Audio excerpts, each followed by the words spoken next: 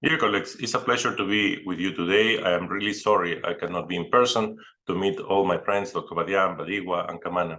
But I think the topic that you started this year on agri-food system resilience is central. It's a topic that is at the heart of the problems we are facing and the challenges that the African continent is facing. We know that we are in a situation of very tight and chronic undernourishment and a situation tight in terms of demand and supply of agricultural commodities. Last years have even exacerbated the situation even more. We know, according to the SOFI 2022, that 828 million people are affected by chronic hunger. And the projections by 2030 is to arrive to 670 million people that will be undernourished 2030. This is the same prevalence of when we commit to the SDG 2 goal. And there are major drivers behind this. These are the drivers of, in order of conflict, drivers of slowdowns and downturns where COVID-19 have affected enormously, and of course the driver of climate change. Climate change brings four dimensionalities. One is extreme temperatures, second is flooding or lack of water, third is variability, which makes more difficult to make decisions for farmers, and fourth is pests and diseases that will be evolving. All this will keep accelerating poverty. We have seen an increase in extreme poverty in the last years as a result of the COVID-19 and also the exacerbation because of the war in Ukraine. So the question here is what to do and how we can avoid the poorest and the most vulnerable that we know will be in these locations that will be affected mostly by climate, and we will be facing these uncertainties, is how we can cope, how we can help them to cope with this situation so that we are in a better position. So building resilience in the agri-food system is central. Agri-food systems are increasingly threatened by long-term stresses, including climate change and protective crisis, as I mentioned before. We developed the SOFA 2021, where we look exactly at resilience definition and how we can increase resilience at the different levels. And here we need an agricultural system transformation, which shouldn't be thought of something wrong. It should be thought of something that is an improvement over where we are. So for the ones that we are in a good situation today, this means even a higher improvement. For the ones which are not facing a good situation, it means to resolve the problem so that we can move forward. There is no way we will be able to cope with climate shocks, fragility, conflicts, and violence without looking at the resilience in the agri-food systems. And why? Because the agri-food systems is fundamental for rural development. Most of the poor are in rural areas, and that's where we need to enhance resilience to minimize those situations that we will be facing in the future. Now, the question here is what it means to be more resilient, what it means that a household, like a farmer, like the agri-food system is more resilient. This requires that we need to be able to prevent, to anticipate, and adapt to multiple shocks. What it means prevent? Prevent means that you have a capacity today of absorption.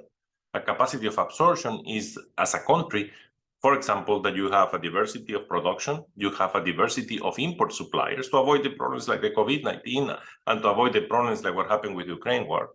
But it also means that you have other mechanisms that will allow you to cope, like, for example, regional stocks for emergency situations. Those are the three dimensions that we normally will look at the country level and where we look in the SOFA 21.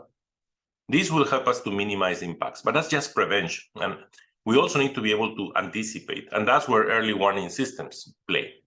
We need to develop early warning systems that have predictive power and will allow countries to be able to protect themselves to those shocks and even to prevent those shocks from happening. For example, we saw what happened with locusts. Today, we have enough information to be able to have predictive power on where locusts could hit so that we can resolve the problem and be prepared in case it happens. And that is linked to the capacity of absorption, on how much I can absorb, and that requires investment.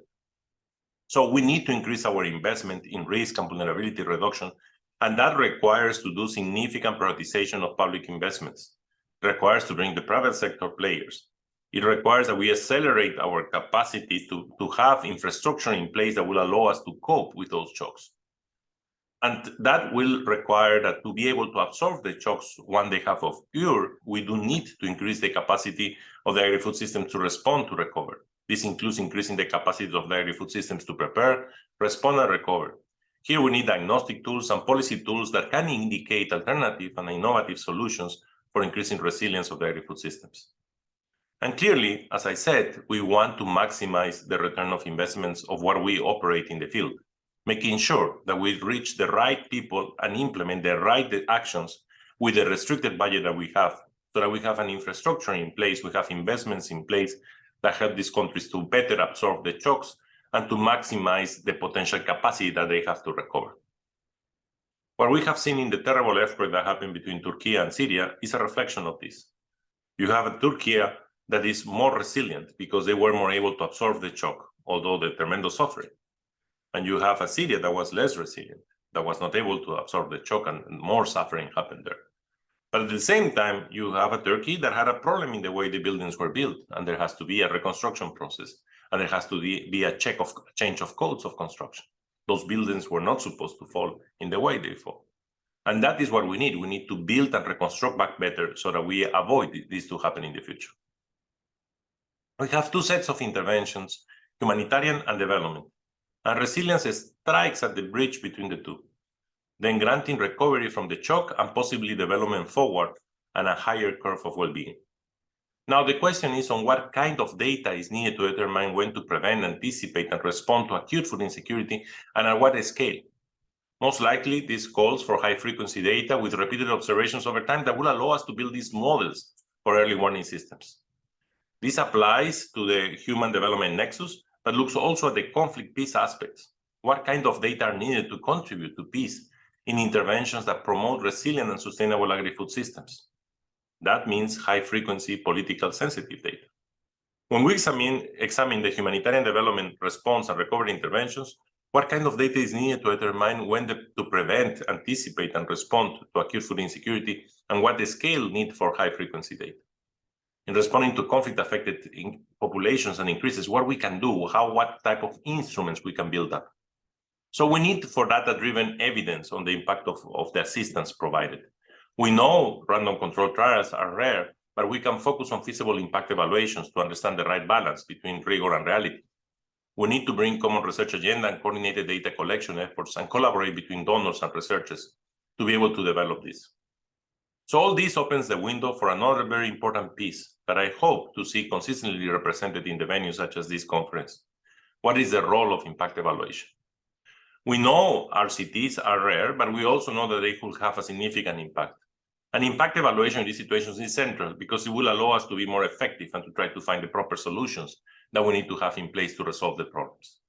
So let's think carefully on this. Let's think how we can design interventions within the ethical protocols that will allow us later to find solutions that we can scale up and bring up alternative ways in which we can increase resilience. Now, let me introduce a couple of innovative approaches that we are promoting and we are working. The food system concept, the agri-food system concept, represents opportunity to advance and more integrated strategy responses. We need clearly some tools to measure the resilience of the agri-food systems. The array of variables, interactions among variables, and data limitations, constraints make the task of modeling food systems resilience complex. The SOFA 2021 offers some solutions on how to approach the measure of agri-food systems resilience. Also, we need to understand resilience of the agri-value chain. It's important for local livelihoods and for food security. We need some tools to measure and analyze the resilience of the agricultural food value chains, and we need to have a conceptual framework, and we need to understand which data to be collected. Let's think of this carefully. If I have a household, a farmer, that is going to normally receive this type of shocks, will it make sense to keep his value chain alive? Will that increase the resilience of the household? Those are questions that we need to find answers, because sometimes we focus in the farmer itself, but we don't focus in the intermediary, in the processor. So we'll also help them in their value chain so that when the conflict slowdowns or when the shock slowdowns, they can quickly rebuild back. So we need to understand all this variety of tools that we need to put in place. A toolbox is necessary. It's not just providing cash or cash plus. It's not just providing seeds when the shock happens. It's to have the households ready to respond and to be able to absorb that shock, and to have a set of tools that will allow them to do that. The most sophisticated tools can go from insurance, index insurance, or complements of index to index insurance with traditional insurance. But that's not enough, and sometimes it's extremely expensive. And that's where data can play a crucial role to reduce the asymmetry of information and be able to reduce the cost of the reinsurance companies. So again, a lot of work, and here is again where impact evaluation can substantially help this. I also take this opportunity to introduce the AGRODEP RIMA network that was launched in December 2022, a joint event organized by FAO and academia. I am so proud of this because, as my colleague Usman Badian knows, we work together to develop AGRODEP, and I still think it's a great concept, and we need to keep pushing up. And bringing tools of resilience through the AGRODEP RIMA network, I think, will be central. The network is targeting African university students, government officials, international organizations, and NGO staff, and policymakers in Africa. The main objectives of the network are to support the publication of research papers on resilience with two key objectives in mind: generate evidence on resilience building interventions and needs assessment, and contribute to the CARAP goal of promoting evidence-based policymaking, to contribute to CARAP Comprehensive Action Plan of Development Program 2063 agenda, and to strengthen the capacities in resilience measurement and analysis in Africa. We expect some technical involvement from universities and international research institutes to achieve this objective. In the near future, we hope that this network will help African researchers in taking a leading role in addressing strategic development issues in Africa. African researchers are the ones who know what is happening and are the ones who can help us better to cope with these resilience challenges. Colleagues, increasing resilience is central, and this is core in the African continent. Most of the food crisis countries are in Africa, and most of them are having these shocks repeatedly: conflict, slowdowns, downturns, climate change variability. If we don't prepare for this type of shocks, if we don't understand that the agri-food system is under risk and uncertainty, we won't be able to resolve the challenges that we are facing. I think it's time to take this seriously. We need to find ways in which we can be prepared, prevent these shocks from happening, and be able to absorb the shocks when they happen. And that's where all these tools and analysis will be central. And that's where we need to put a lot of effort, bringing knowledge from the region, from the countries, through the AGRODEP network, to be able to achieve this goal and to be able to be prepared. We need to understand behavior of people living in these stress situations. We need to understand what tools we can provide to them, given the stress situations they have been living in repeated times.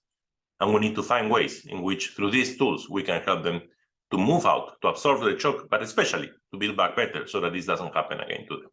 Thank you very much, and it has been a pleasure to be with you today, and I hope you have a great conference.